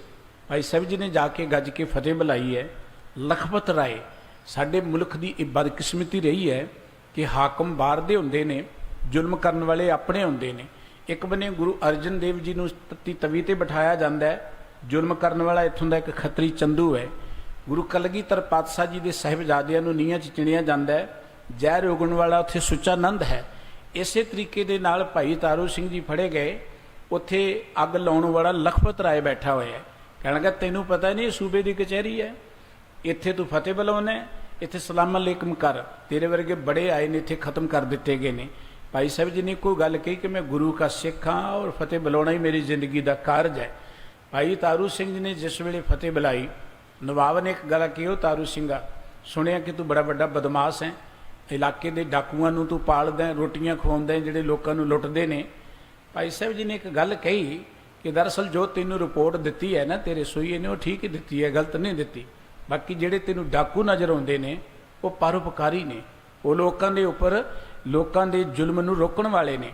ਹਕੂਮਤਾਂ ਨੇ ਹਮੇਸ਼ਾ ਹੀ ਚੰਗੇ ਲੋਕਾਂ ਨੂੰ ਡਾਕੂ ਕਹਿ ਕੇ ਪ੍ਰਚਾਰੇ ਹੈ। ਤੁਸੀਂ ਹੈਰਾਨ ਹੋਗੇ, ਕਿਤੇ ਕਿਤੇ ਖਬਰਾਂ ਸੁਣਨ ਨੂੰ ਮਿਲਦੀਆਂ ਨੇ। ਕਈ ਪਾਠ ਪੁਸਤਕਾਂ 'ਚ, ਰਾਜਸਥਾਨ 'ਚ ਕਦੀ ਕਿਤੇ ਗੁਰੂ ਗੋਬਿੰਦ ਸਿੰਘ ਸਾਹਿਬ ਜੀ ਦੇ ਪ੍ਰਥਾਵੇ ਇਹੋ ਜਿਹੀਆਂ ਗੱਲਾਂ ਲਿਖੀਆਂ ਜਾਂਦੀਆਂ ਨੇ, ਗੁਰੂ ਤੇਗ ਬਹਾਦਰ ਸਾਹਿਬ ਜੀ ਦੇ ਪ੍ਰਥਾਵੇ ਲਿਖੀਆਂ ਜਾਂਦੇ ਨੇ। ਅੱਜ ਦੇ ਜ਼ਮਾਨੇ ਦੀ ਗੱਲ ਹੈ, ਉਦੋਂ ਤੇ ਹਕੂਮਤਾਂ ਨੇ ਕਰਨਾ ਹੀ ਹੈ। ਅੱਜ ਹਿੰਦੁਸਤਾਨ ਆਜ਼ਾਦ ਹੈ ਔਰ ਇਸ ਆਜ਼ਾਦ ਹਿੰਦੁਸਤਾਨ 'ਚ ਇਤਿਹਾਸ ਨੂੰ ਵਿਗਾੜ ਕੇ ਲੋਕਾਂ ਤੱਕ ਪਹੁੰਚਾਇਆ ਜਾਂਦਾ ਹੈ, ਦਰਸਾਇਆ ਜਾਂਦਾ ਹੈ। ਭਾਈ ਸਾਹਿਬ ਜੀ ਨੇ ਇੱਕ ਗੱਲ ਕਹੀ ਕਿ ਜਿਹੜੇ ਤੈਨੂੰ ਡਾਕੂ ਨਜ਼ਰ ਆਉਂਦੇ ਨੇ ਦਰਅਸਲ ਉਹ ਪਰਉਪਕਾਰੀ ਨੇ। ਫੌਜਦਾਰ ਕਹਿਣ ਲੱਗਾ ਸੁਣਿਆ ਕਿ ਪੱਟੀ ਦੇ ਫੌਜਦਾਰ ਨੂੰ ਮਾਰਨ ਪਿੱਛੇ ਤੇਰਾ ਹੱਥ ਹੈ। ਭਾਈ ਸਾਹਿਬ ਜੀ ਕਹਿਣ ਲੱਗੇ ਦਰਅਸਲ ਗੱਲ ਇਹ ਹੈ ਕਿ ਉਹ ਫੌਜਦਾਰ ਹੈਗਾ ਹੀ ਮਾਰਨਯੋਗ ਸੀ। ਇੱਕ ਗਰੀਬ ਮਾਛੀ ਮੁਸਲਮਾਨ ਜਿਹਦੀ ਜਵਾਨ ਧੀ ਨੂੰ ਜ਼ਬਰਦਸਤੀ ਚੁੱਕ ਕੇ ਲੈ ਜਾਂਦਾ ਹੈ, ਤੂੰ ਉਹਦੀ ਗੱਲ ਨਹੀਂ ਸੁਣਦਾ, ਇੱਕ ਮੁਸਲਮਾਨ ਦੀ ਮੁਸਲਮਾਨ ਗੱਲ ਨਹੀਂ ਸੁਣਦਾ, ਤੇ ਉਸ ਬੱਚੀ ਨੂੰ ਉਸ ਜ਼ਾਲਮ ਦੇ ਪੰਜੇ ਤੋਂ ਛਡਾਉਣਾ ਜੇ ਜ਼ੁਲਮ ਹੈ ਤੇ ਉਹ ਮੈਂ ਕੀਤਾ, ਮੇਰਾ ਉਹਦੇ ਵਿੱਚ ਹੱਥ ਸੀ। ਅਗਲੀ ਗੱਲ ਜਿਹੜੀ ਤੂੰ ਕਹਿੰਦਾ ਮੁਸਲਮਾਨ ਬਣ ਜਾ, मुसलमान बन के कभी को मरिया नहीं है। नवाब बड़ा गुस्से में आ गया। नवाब ने एक गल कही कि दरअसल जे तू मुसलमान बन जाए तो बच जाएगा। भाई साहब जी कह लगे मेरी तो सिक्खी जी केसा सुआसन संग निभेगी। सूबे ने एक गल कही तेरी सिक्खी का पता लग जाएगा जो जुत्तियां मार मार के तेरे सिर के सारे केस उखाड़ दिते। तो भाई साहब जी ने एक गल कही जुत्तियां तो तैनूं पैणगियां मैनू की पैनी है। सूबे ने गुस्से च आके हुक्म दे तेनू चरखड़ी ते चढ़ दिओ। चरखड़ियां लाइयां होंदियां सन जिवें रूह पिंजिया जांदा है। भाई साहब जी नूं वेलणे नाल बन्निया गया, चरखी नूं गेड़िया गया। भाई साहब दे हड्ड जिहड़े टुट गए, खून मूँह चों चलना शुरू हो गया। और जिस वेले भाई साहब जी नूं चरखड़ी तो उतारे गया, सूबे ने एक गल कही क्यों आया स्वाद सिक्खी दा, चरखड़ी दा स्वाद किदां दा है। ते भाई साहब जी ने बड़े व्यंग च एक गल की जे स्वाद देखना चढ़ के देख ला किदां दा है, तैनूं पता लग जाएगा। सूबा छित्था जिहा पै गया। भाई साहब जी बेहोश हो गए। उन्होंने चुक के एक कमरे में सुट दिता गया। कचहरी उठ गई। रात नूं भाई साहब जी नूं होश आ गई। अगले दिन फिर भाई तारू सिंह जी नूं सूबे की कचहरी विच लिआंदा गया। फिर वही गल कही कि मुसलमान बन जा तेनूं छड़ दिता जाएगा। भाई साहब जी ने वही गल दराई मेरी सिक्खी केसां सुआसां संग निभेगी। ये भी सुनिया कि एक जलाद नूं मंगाया गया जिहने जमूरां नाल भाई साहब जी नूं नोचिया भी। आखिर ये कह के कि इहदी सिक्खी देख लीए किन्ने कु केसां तक निभदी है। कहंदे ने पहला नाई बुलाया गया, इहदे वाल कट दिओ। कुछ इतिहासकार कहंदे ने कि वाल कट्टे नहीं गए। कईयां ने लिखिया कि भाई साहब जी ने लत्त मारी भजा दिता। और सूबे ने नाई नूं गल कह दी खोपड़ी उतार दिओ तुसीं केसां नूं, मुड़ के केस उग ही ना सकण। जिवें मोची हुंदे ने, मोची ने अपनी रंबी लिआंदी तिखी जिहड़ी चम नूं कट्टण वाली हुंदी है। भाई साहब जी नूं बन्नण लगे। भाई साहब जी कई कहण लगे बन्नण क्यों लगे, मेरा अपराध की है। कहण लगे दरअसल बन्नण का कारण है कि तेरी जो खोपड़ी उतारी जाएगी तैनूं दर्द होएगी, तू तड़फेगा। भाई साहब जी ने गल कही कि दरअसल मैं नहीं तड़कांगा, तड़फेगा तो तुहाडा सूबेदार, तुसीं तड़फोगे, मैनूं कोई दर्द नहीं होएगी। तुसीं जो करना करो, मैं गुरु के आसरे ते बैठा। भाई साहब जी अपनियां बाहां के आसरे बैठ गए। मोची ने अपना काम शुरू कर दिता। इतिहासकार लिखते हैं सब तो पहले उन्हें अपनी रंबी तिखी करके वालों तो हेठां मत्थे के उपर रंबी रख के बड़े जोर की मगरों हथौड़ी की सट मारी। और रंबी भाई साहब जी के मत्थे विच खुभ गई। इस तरीके नाल सज्जे कन वाल नूं ठोकरां मारदियां मारदियां फिर खब्बे कन वाल नूं पिछले बन्ने गिची तो जाके आखिरी जदों उन्हें रंबी मारी, भाई साहब जी की खोपड़ी उखड़ गई। उस मोची ने उस वेले खून का आले दुआले छप्पड़ बनिया बैठा सी। भाई साहब जी अडोल विच बैठे ने, किसी रंग विच मस्त ने। उस मोची ने केसां तो फड़िया जिवें आपां किसी घड़े तो ढक्कण नूं उतारदे हां। भाई साहब जी की खोपड़ी उतार के सूबे वाल देखिया कि की मेरा काम ठीक है, और खोपड़ी नूं भाई साहब जी के सामने नेड़े रख दिता है। भाई साहब जी दी नज़रां सूबे वाल गड्डियां हुई ने, जिवें ये कह रहे होण कि होर भी तू जे कुछ करना है तो कर लै। भाई साहब जी बड़े रंग च बैठे हुए ने। और सूबा उस वेले उथों उठ के चलिया गया। लोग बड़े भयभीत हो गए। बड़ा डरावना दृश्य है, किसी मनुख की खोपड़ी सामने उतार दी जाए। आपां देखते हैं डॉक्टर ने ऑपरेशन भी करना हुंदा है ना, तो उलंबे कर देंदे ने उन्हां दे साथियां नूं। इस करके भाई साहब जी बैठे ने मस्ती दे विच। भाई साहब जी आखिर बेहोश हो गए। सूबा उथों उठ के चलिया गया। मन विच बड़ा वो भावें बाहरों जेतू लहजे नाल गया है, पर मन विच हारिया गया है। उहदा यतन सी भाई तारू सिंह मेरी गल मन लैणगे, मुसलमान बन जाणगे तो होर ना लोगों नूं मुसलमान बनाउणा सौखा हो जाएगा। कहंदे सूबा घर नूं चला गया। भाई साहब जी के शरीर नूं उत्थे नेड़े एक गंदा नाला सी, उत्थे सुट दिता गया। और उस शहर दे विच लाहौर विच कुछ सिख रहिंदे सन, गरीब सिख सन, बहुते अमीर नहीं सन। उन्हां इकट्ठे होके अपनी पहुँच करके भाई साहब जी के शरीर नूं उत्थों उठाया, धर्मसाल विच ले आए। लिया के उन्होंने वैद्यां हकीमां तक दौड़ भज की, पर कोई वैद हकीम आउण लई मन्निया ना, हुकूमत के डर तो। आखिर उन्होंने निम के पानी के नाल यतन कर करके जख्म नूं धो के किसी तरीके नाल भाई साहब जी नूं कुछ होश विच लिआंदा। उधर सूबा जदों घर च गया, उन्होंने रात नूं बन पै गया। भाई साहब जी ने जिस वेले सूबे ने कहा सी कि तेरे वाल जुत्तियां मार मार के उखाड़ देने ने, भाई साहब जी कहण लगा तू मेरे वाल तां की उखाड़ने, जुत्तियां ते तैनूं पैणगियां, जुत्तियां नाल अगे लैके जावांगा। सूबे नूं बन पै गया। जो वैद हकीम बुलाए गए, कोई दवाई कारगर ना हुई।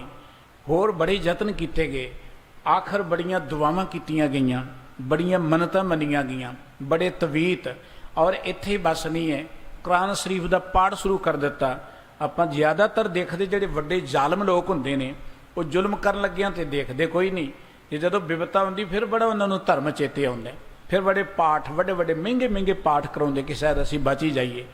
इहो जिहे यतन कीते पर सब बिरथा चले गए।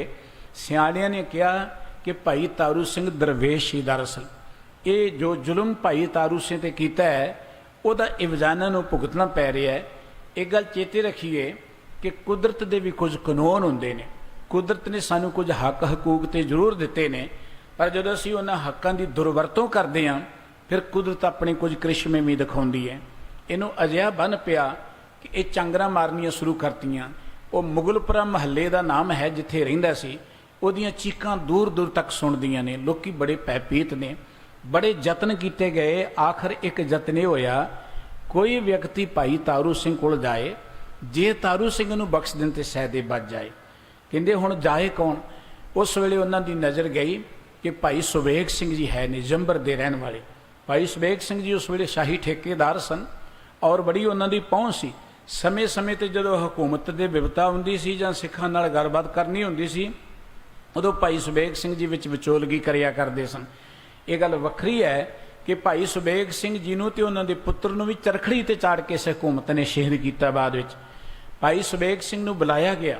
भाई सुबेग सिंह जी ने एक गल कही कि भाई तारू सिंह जी नूं किवें मनाया जाए, उन्हां दी खोपड़ी लथी किवें। लेकिन हुकूमत वालों इलाके दे लोगों वालों एक जोर पाया कि जिवें मर्जी हो सकता है, एक बार भाई तारू सिंह जी को इस माफ़ करा दिओ। भाई सुबेग सिंह जी आए, भाई तारू सिंह जी नाल उन्होंने सारी गलबात की। भाई तारू सिंह जी ने एक गल की, तुसीं बजुर्ग हो, सियाणे हो, पर उस जालम की तुसीं सिफारिश करने लिए आए हो जिन्हें इन्ना जुल्म किया सिंघां दे उपर, सिंघड़ियां दे उपर। अज भी तुसीं जाओ लाहौर जिथे लोहा मंडी है, उत्थे सिंघड़ियां दा शहीदगंज बनिया होया है। उत्थे एक खूह है जिथे मार के सिंघड़ियां नूं सुट दिता जांदा सी, जिथे बच्चियां दे टोटे टोटे करा के गलां च हार बनाए जांदे सन। उत्थे चक्कियां ने अजे तक उजादगर बनी हुई है, जिथे बीबियां कोलों पीने चक्कियां पिसाइयां जांदियां सन, रोटी उन्हां नूं दित्ती नहीं सी जांदी। एदा जालम सी अजूबा। भाई साहब जी कहण लगे कि उस दी सिफारिश करन लई आए हो। भाई सुबेग सिंह जी ने कहा कि पंथ जिहड़ा है ना दरअसल वो गरीब निवाज है, वो शरण आए दी लाज रखदा है, सूबा तुहाडी शरण च आया है। भाई साहब जी ने एक गल कही कि जो मैं कह दिता है, बाकी पंथ कोल चले जाओ, पंथ तुहानूं माफ़ कर दे, ते गल वखरी है। भाई सुबेग सिंह जी ने उस वेले तकोड़ा दड़ाया। नेड़े सरदार कपूर सिंह जी का जथा किसी जूह विच ठहरिया होया सी। जथे नूं इस गल का पता लग गया सी कि भाई तारू सिंह जी के उपर इस तरह का तसद्दुद होया, ते जिहड़े जथे दे नौजवान सूरबीर योधे सन वो बड़े काले सन। सरदार कपूर सिंह जी नूं कह रहे सन कि लाहौर ते हमला कर दईए, आपां सूबे नूं मार दईए, साडे कोल होर बर्दाश्त नहीं होएगा एडा वड्डा जिहड़ा जुल्म। उत्थे सिरां दे ढेर लाए हुए ने, उत्थे जाके उन्हां दा अपने हत्थीं संस्कार कराइए। लेकिन जिस वेले सरदार सुबेग सिंह जी गए, पंथ बड़ा जोश में सी। सरदार सुबेग सिंह जी ने एक गल कही, पंथ गरीब नवाज है, पंथ शरण आए दी लाज रखदा है, तुसीं जो कहोगे इस वेले करन दे लई तैयार हाँ, पर एक वेरा तुसीं माफ़ कर दिओ। पंथ ने एक गल कही कि बाकी गल तां भाई तारू सिंह जी के बचन नूं बदलिया नहीं जा सकता। हाँ एक गल है, भाई तारू सिंह जी की जुत्ती लै जाओ तो वह सूबे के सिर च मारो, उन्होंने राम आ सकता है। ये पंथ की अरदास है। अगली गल ये तां कुछ होवेगा जे जिन्ने सिंह फड़ी ने रिहा किए जान, जिन्नियां चरखड़ियां पटा दित्तियां जान, जिन्हें उत्थे सिरां दे ढेर लाए ने उन्हां दा संस्कार किया जाए, उदों बाद ये कारगर इलाज होएगा, नहीं तो कोई फर्क नहीं पेगा। सरदार सुबेग सिंह जी ने जाके जिस वेले गल दसी है तो सूबे ने उस वेले गल कहती, जिवें कहोगे तिवें करांगे। आर्डर कर दिते, सिंघां नूं रिहा कर दिओ, चरखड़ियां पुट दिओ। जो सिंघां दे सिरां दे वड्डे वड्डे मनार बनाए हुए ने उन्हां दे संस्कार का हुक्म दे दिता। भाई तारू सिंह जी को गए सरदार सुबेग सिंह जी, सारी गल पंथ की दसी। भाई तारू सिंह जी कह लगे पंथ का हुक्म सिर मत्थे है। अपना जोड़ा भाई तारू सिंह जी ने दे दिता, जुत्ती दे दी। कहते ने वो जुत्ती नूं लिया के ना मखमल के कपड़े च वलेट के लिया गया, किसी नूं पता भी ना लगे। कई बारी अपनी वडियाई नूं बंदा दुखी हुंदा भी बरकरार रखना चाहुंदा है। जिस वेले कपड़े च लिया के वलेट के सिर च मारन लगे, उहदा कोई असर ना पिया। ਸਿਆਣੇ ਕਹਿਣ ਲੱਗੇ ਜੇ ਜੁੱਤੀ ਮਾਰਨੀ ਹੈ, ਮਾਰਨੀ ਲੱਗ ਪਏ ਨੂੰ ਕੱਪੜੇ ਚੋਂ ਬਾਹਰ ਕੱਢ ਕੇ ਮਾਰੋ। ਜਦੋਂ ਕੱਪੜੇ ਚੋਂ ਬਾਹਰ ਕੱਢ ਕੇ ਜ਼ੋਰ ਦੀ ਮਾਰੀ, ਸੂਬੇ ਨੂੰ ਕੁਝ ਰਾਹਤ ਹੋਈ। ਉਹ ਕਹਿਣ ਲੱਗਾ ਹੋਰ ਮਾਰੋ। ਉਹਦੇ ਮਾਰਨ ਦੇ ਨਾਲ ਸੂਬੇ ਦਾ ਬੰਨ ਖੁੱਲ੍ਹਣਾ ਸ਼ੁਰੂ ਹੋ ਗਿਆ, ਉਹਨੂੰ ਪਿਸ਼ਾਬ ਖੁੱਲ੍ਹ ਕੇ ਆਉਣਾ ਸ਼ੁਰੂ ਹੋ ਗਿਆ। ਬੜੀ ਖੁਸ਼ੀ ਮਨਾਈ ਲੋਕਾਂ ਨੇ, ਦੀਵਾਲੀ ਜਗਾ ਦਿੱਤੀ ਕਿ ਸੂਬਾ ਬਚ ਗਿਆ ਹੈ। ਉਧਰ ਭਾਈ ਸੁਬੇਗ ਸਿੰਘ ਜੀ ਨੇ ਬੜੀ ਜਲਦੀ ਨਾਲ ਚੜਖੀਆਂ ਪਟਾ ਦਿੱਤੀਆਂ। ਉਹ ਸਿੰਘਾਂ ਦੇ ਸਿਰਾਂ ਦਾ ਸੰਸਕਾਰ ਕਰਨਾ ਸ਼ੁਰੂ ਕਰ ਦਿੱਤਾ। ਜਿੰਨੇ ਸਿੰਘ ਸਿੰਘਣੀਆਂ ਉੱਥੇ ਬੰਦੀ ਖਾਨੇ ਸਨ ਉਹਨਾਂ ਨੂੰ ਰਿਹਾ ਕਰ ਦਿੱਤਾ ਗਿਆ। ਇੰਨੇ ਚਿਰ ਵਿੱਚ ਇਹ ਸਾਰਾ ਕਾਜ ਕਰ ਦਿੱਤਾ। ਸੂਬੇ ਨੂੰ ਜਦੋਂ ਜੁੱਤੀ ਵੱਜਦੀ ਦਰਅਸਲ ਉਦੋਂ ਹੀ ਪਿਸ਼ਾਬ ਆਉਂਦਾ, ਉਦੋਂ ਆਉਂਦਾ ਹੀ ਨਹੀਂ ਹੈ। ਸੂਬਾ ਖੁਸ਼ ਬੜਾ ਹੈ, ਪਰ ਜਦੋਂ ਉਹਨੂੰ ਕੁਝ ਦਰਦ ਮਹਿਸੂਸ ਹੁੰਦੀ ਉਹ ਜੁੱਤੀ ਮੰਗਾਉਂਦਾ, ਸਿਰ ਤੋਂ ਉਹਦੇ ਵੱਜਦੀ ਹੈ। ਦੇਖੋ ਇੱਕ ਦਰਵੇਸ਼ ਦੇ ਬਚਨਾਂ 'ਚ ਕਿੰਨੀ ਤਾਕਤ ਹੈ ਕਿ ਭਾਈ ਸਾਹਿਬ ਜੀ ਨੇ ਕਿਹਾ ਸੀ ਕਿ ਤੈਨੂੰ ਆਪਣੀਆਂ ਜੁੱਤੀਆਂ ਦੇ ਨਾਲ ਮੈਂ ਅੱਗੇ ਲੈ ਕੇ ਜਾਵਾਂਗਾ। ਇਤਿਹਾਸ ਕਹਿੰਦਾ ਕਿ 4 ਦਿਨ ਸੂਬਾ ਸਿਰਫ ਜਿਉਇਆ, 4 ਦਿਨ, ਚਾਰੇ ਦਿਨ ਉਹਨੂੰ ਜੁੱਤੀਆਂ ਹੀ ਵੱਜਦੀਆਂ ਰਹੀਆਂ। ਆਖਰ ਜੁੱਤੀਆਂ ਖਾਂਦਾ ਖਾਂਦਾ ਉਹ ਮਰ ਗਿਆ। ਜ਼ਾਲਮਾਂ ਦੇ ਹਾਲਾਤ ਇਹੋ ਜਿਹੇ ਹੁੰਦੇ ਨੇ। ਜਦੋਂ ਭਾਈ ਤਾਰੂ ਸਿੰਘ ਜੀ ਨੂੰ ਪਤਾ ਲੱਗਿਆ ਕਿ ਸੂਬਾ ਮਰ ਗਿਆ ਤੇ ਭਾਈ ਸਾਹਿਬ ਜੀ ਕਹਿਣ ਲੱਗੇ ਆਪਾਂ ਵੀ ਫਤਿਹ ਗੁਜਾ ਦਿੰਦੇ, ਬਸ ਉਸ ਨੂੰ ਉਡੀਕ ਕਰੇ, ਸਾਨੂੰ ਲੈ ਕੇ ਜਾਣਾ ਸੀ। ਅੱਜ ਦੇ ਦਿਨ 1 ਸਾਉਣ 1802 ਤਰੀਕ ਨੂੰ 1 ਜੁਲਾਈ 1745 ਈਸਵੀ ਦਾ ਦਿਹਾੜਾ ਸੀ, ਜਿਸ ਦਿਨ ਭਾਈ ਤਾਰੂ ਸਿੰਘ ਜੀ ਨੇ ਸ਼ਹਾਦਤ ਪ੍ਰਾਪਤ ਕੀਤੀ ਸੀ। ਬਹੁਤ ਵੱਡੀ ਕੁਰਬਾਨੀ ਹੈ ਭਾਈ ਤਾਰੂ ਸਿੰਘ ਜੀ ਦੀ। ਜਦੋਂ ਅਸੀਂ ਗੁਰੂ ਚਰਨਾਂ 'ਚ ਅਰਦਾਸ ਕਰਦੇ, ਗੁਰੂ ਸਾਹਿਬਾਂ ਨੂੰ ਚੇਤੇ ਕਰਦੇ ਹਾਂ, 5 ਪਿਆਰੇ ਸਾਹਿਬਾਨ ਨੂੰ, 40 ਮੁਕਤਿਆਂ ਨੂੰ, ਉਹ ਚੇਚੇ ਤੌਰ ਤੇ ਇੱਕ ਬਚਨ ਕਹਿੰਦੇ, ਜਿਨ੍ਹਾਂ ਸਿੰਘ ਸਿੰਘਣੀਆਂ ਨੇ ਧਰਮ ਹੇ ਸੀਸ ਦਿੱਤੇ, ਚਰਖੜੀਆਂ ਤੇ ਚੜੇ, ਬੰਦ ਬੰਦ ਕਟਵਾਏ, ਖੋਪੜੀਆਂ ਉਤਰਾਈਆਂ ਔਰ ਆਰਿਆਂ ਨਾਲ ਤਨ ਚਰਵਾਏ, ਤਿੰਨਾਂ ਦੀ ਕਮਾਈ ਦਾ ਧਿਆਨ ਧਰ ਕੇ ਬੋਲੋ ਜੀ ਵਾਹਿਗੁਰੂ। ਖੋਪੜੀ ਉਤਾਰ ਲੈਣਾ ਕਹਿਣਾ ਤੇ ਸੌਖੀ ਗੱਲ ਹੈ, ਪਰ ਇਹ ਕਿੱਡਾ ਵੱਡਾ ਤਸੱਦਦ ਹੈ ਕਿਸੇ ਜਿਉਂਦੇ ਮਨੁੱਖ ਦੀ ਖੋਪੜੀ ਨੂੰ ਉਤਾਰ ਕੇ ਰੱਖ ਦੇਣਾ।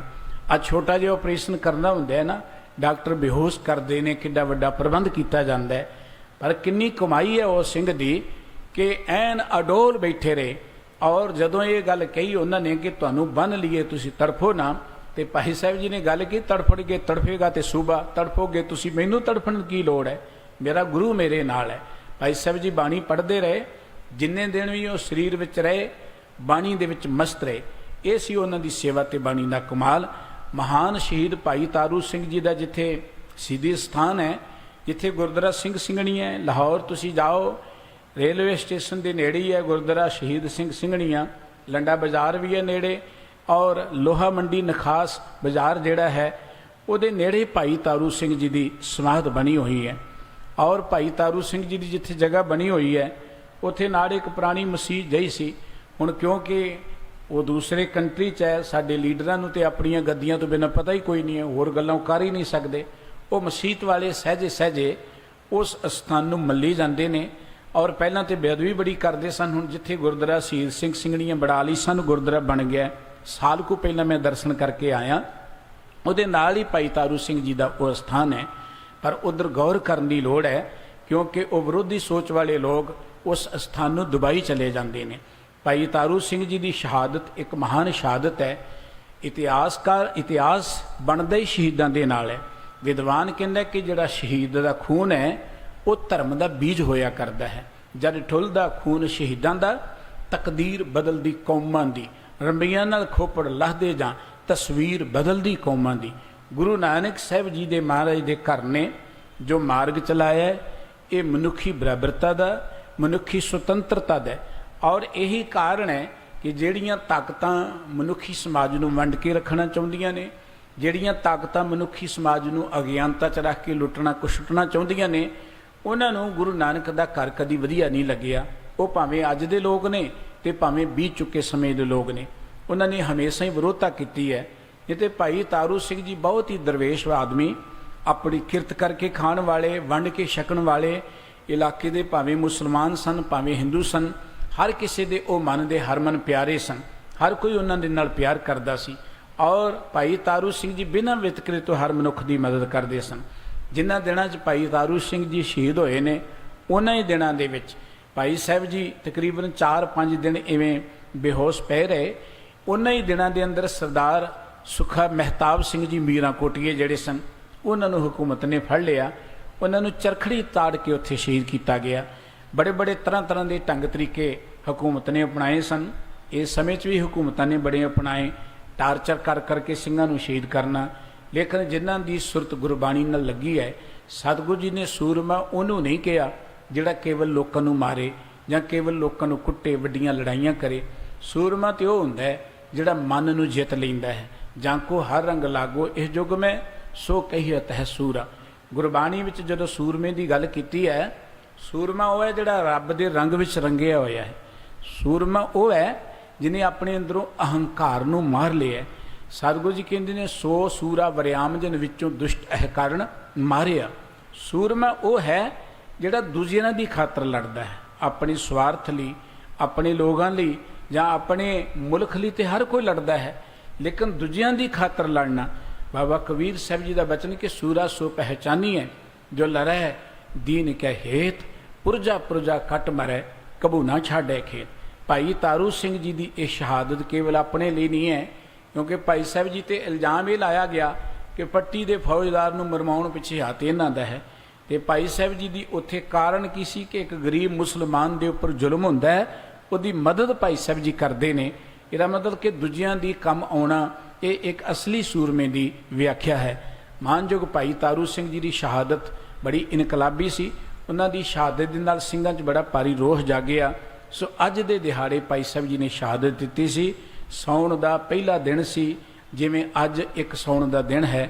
ਸਤਿਗੁਰੂ ਜੀ ਨੇ ਵੀ ਆਪਣੀ ਪਾਵਨ ਪੌੜੀ ਦੇ ਰਾਹੀਂ ਗੱਲ ਕਹੀ ਹੈ ਕਿ ਉਸ ਪ੍ਰਮਾਤਮਾ ਨੂੰ ਮਿਲਣ ਦਾ, ਪ੍ਰਮਾਤਮਾ 'ਚ ਲਿਵਲੀਨ ਹੋਣ ਦਾ ਇੱਕੋ ਇੱਕ ਤਰੀਕਾ ਹੈ ਕਰਮ ਮਿਲਾਵਣ ਹਾਰ। ਤੁਹਾਡੇ ਕਰਮ ਹੀ ਹਨ ਜੋ ਤੁਹਾਨੂੰ ਪ੍ਰਮਾਤਮਾ ਦੇ ਨੇੜੇ ਲੈ ਜਾਣਗੇ।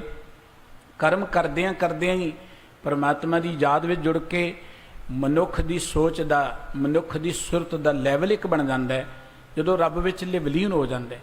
ਇਹ ਇਹਦੋਂ ਵੱਡੀ ਉੱਚੀ ਸੁਰਤ ਕੀ ਹੋ ਸਕਦੀ ਹੈ ਕਿ ਕਿਸੇ ਮਨੁੱਖ ਦੀ ਖੋਪੜੀ ਉਤਾਰ ਦਿਓ, ਸੀ ਤੱਕ ਨਾ ਉਚਾਰੇ, ਅਡੋਲ ਬੈਠਾ ਰਹੇ। ਇਹ ਹੈ ਰੱਬ ਵਿੱਚ ਜੁੜੇ ਹੋਇਆਂ ਦੀ ਗੱਲ। ਪਰਮਾਤਮਾ ਦੇ ਵਿੱਚ ਜੁੜਿਆ ਹੀ ਤਾਂ ਜਾ ਸਕਦੇ ਜੇ ਤੁਹਾਡੇ ਕਰਮ ਉੱਤਮ ਨੇ।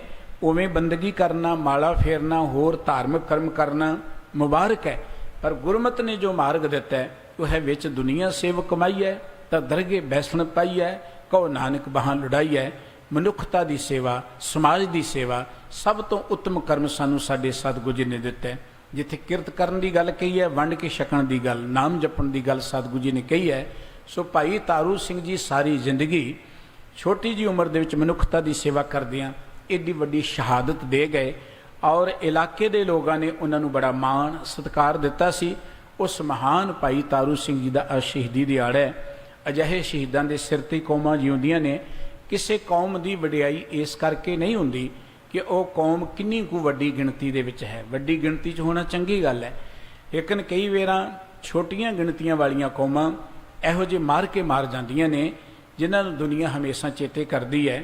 ਸਿੱਖ ਕੌਮ ਦੇ ਇਤਿਹਾਸ ਨੂੰ ਜਦੋਂ ਅਸੀਂ ਪੜ੍ਹਦੇ ਹਾਂ ਨਾ, ਸਿੱਖ ਕੌਮ ਦਾ ਇਤਿਹਾਸ ਦਾ ਇੱਕ ਇੱਕ ਪੱਤਰਾ ਜਿਹੜਾ ਹੈ ਨਾ, ਉਹ ਸ਼ਹੀਦਾਂ ਦੇ ਖੂਨ ਨਾਲ, ਤਲਵਾਰ ਦੀ ਨੋਕ ਦੇ ਨਾਲ ਲਿਖਿਆ ਹੋਇਆ ਹੈ।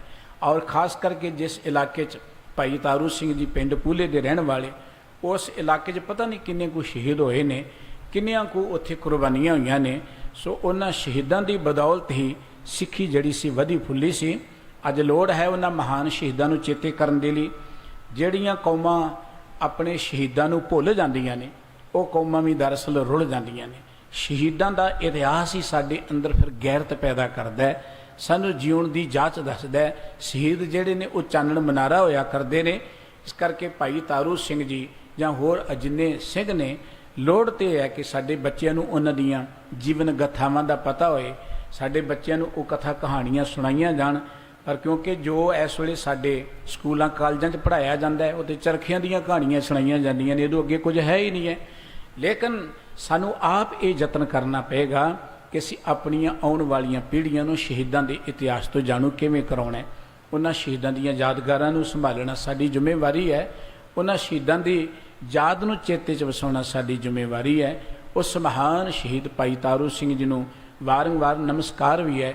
ਉੱਥੇ ਸਤਿਗੁਰੂ ਜੀ ਨੇ ਜੋ ਸਾਨੂੰ ਪ੍ਰੇਰਣਾ ਕੀਤੀ ਹੈ ਕਿ ਇਸ ਜ਼ਿੰਦਗੀ ਦੇ ਅੰਦਰ ਪ੍ਰਸੰਨ ਉਹੀ ਰਹਿ ਸਕਣਗੇ ਜਿਹੜੇ ਪ੍ਰਮਾਤਮਾ ਦੇ ਪਿਆਰ ਵਿੱਚ ਜੁੜਨਗੇ, ਜਿਹੜੇ ਪ੍ਰਮਾਤਮਾ ਨਾਲ ਟੁੱਟ ਕੇ ਕੇਵਲ ਤਾਂ ਕੇਵਲ ਬਿਖ ਜ਼ਹਿਰ ਦੇ ਨਾਲ ਜੁੜ ਗਏ, ਵਿਸ਼ੇ ਵਿਕਾਰਾਂ ਨਾਲ ਜੁੜ ਗਏ। ਸਤਿਗੁਰੂ ਜੀ ਕਹਿੰਦੇ ਜਿਵੇਂ ਜ਼ਹਿਰ ਖਾਣ ਦੇ ਨਾਲ ਸਰੀਰ ਖਤਮ ਹੋ ਜਾਂਦਾ ਹੈ, ਤਿਵੇਂ ਕੇਵਲ ਪ੍ਰਮਾਤਮਾ ਨਾਲੋਂ ਟੁੱਟ ਕੇ ਦੁਨੀਆ 'ਚ ਖਚਤ ਹੋ ਕੇ ਮਨੁੱਖ ਅੰਦਰੋਂ ਇਨਸਾਨੀਅਤ ਦੇ ਪੱਖ ਤੋਂ ਖਤਮ ਹੋ ਜਾਂਦਾ ਹੈ। ਔਰ ਉਹ ਲੋਕ ਨੇ ਆਪਾਂ ਜਿਨ੍ਹਾਂ ਦੇ ਬਾਰੇ ਜਿਨ੍ਹਾਂ ਨੇ ਜ਼ੁਲਮ ਕੀਤੇ, ਦੇਖਣ ਨੂੰ ਉਹ ਮਨੁੱਖ ਹੀ ਨੇ, ਪਰ ਉਹ ਜਾਨਵਰਾਂ ਤੋਂ ਨੀਵੇਂ ਪੱਧਰ ਤੇ ਚਲੇ ਗਏ। ਕਿਸੇ ਮਨੁੱਖ ਤੇ ਏਡਾ ਵੱਡਾ ਤਸੱਦਦ ਕਰਨਾ, ਇਹ ਦਰਅਸਲ ਜਾਨਵਰਾਂ ਦੀ ਹਿਸਟਰੀ 'ਚ ਵੀ ਨਹੀਂ ਹੋਏਗਾ। ਸੋ ਉਸ ਮਹਾਨ ਸ਼ਹੀਦਾਂ ਦੀ ਬਦੌਲਤ ਅੱਜ ਅਸੀਂ ਜਿਉ ਰਹੇ ਹਾਂ, ਉਹਨਾਂ ਨੂੰ ਚੇਤੇ ਰੱਖਣਾ ਚਾਹੀਦਾ ਹੈ। ਗੁਰੂ ਚਰਨਾਂ 'ਚ ਅਰਦਾਸ ਹੈ ਕਿ ਜਿੱਥੇ ਅੱਜ ਦਾ ਮਹੀਨਾ ਸ਼ੁਰੂ ਹੋਇਆ, ਆਉਣ ਵਾਲਾ ਸਮਾਂ ਸਾਰਿਆਂ ਲਈ ਖੁਸ਼ੀਆਂ ਖੇੜਿਆਂ ਭਰਪੂਰ ਹੋਵੇ। ਗੁਰਬਾਣੀ ਦਾ ਉਪਦੇਸ਼ ਸਾਡੇ ਹਿਰਦੇ 'ਚ ਵਸੇ, ਅਸੀਂ ਮਹਾਨ ਸ਼ਹੀਦਾਂ ਦੇ ਦਰਸਾਏ ਮਾਰਗ ਤੇ ਚੱਲ ਸਕੀਏ। ਇੰਨੀਆਂ ਬੇਨਤੀਆਂ ਪ੍ਰਵਾਨ ਕਰਨੀਆਂ, ਭੁੱਲਾਂ ਚੁੱਕਾਂ ਦੀ ਖਿਮਾ ਜੀ। ਬੜੇ ਪਿਆਰ ਅਦਬ ਸਤਿਕਾਰ ਸਹਿਤ ਭਾਈ ਸਾਹਿਬ ਜੀ ਪਾਸੋਂ ਗੁਰਬਾਣੀ ਕੀਰਤਨ ਦਾ ਆਨੰਦ ਮਾਣੋ ਜੀ। ਫਤਿਹ ਬੁਲਾਓ। ਵਾਹਿਗੁਰੂ ਜੀ ਕਾ ਖਾਲਸਾ, ਵਾਹਿਗੁਰੂ ਜੀ ਕੀ ਫਤਿਹ।